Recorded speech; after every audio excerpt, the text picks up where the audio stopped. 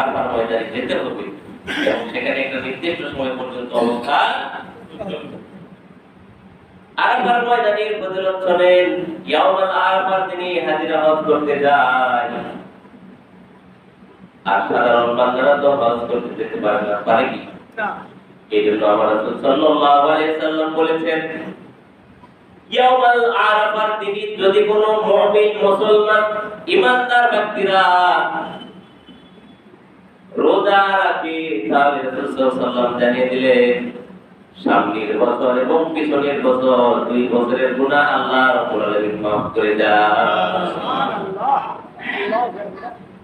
তার মানে আমরা চেষ্টা করব ইনশাআল্লাহ ইয়ামুল আরাফার দিনে রোজা রাখার জন্য চেষ্টা করব ইনশাআল্লাহ। ইনশাআল্লাহ।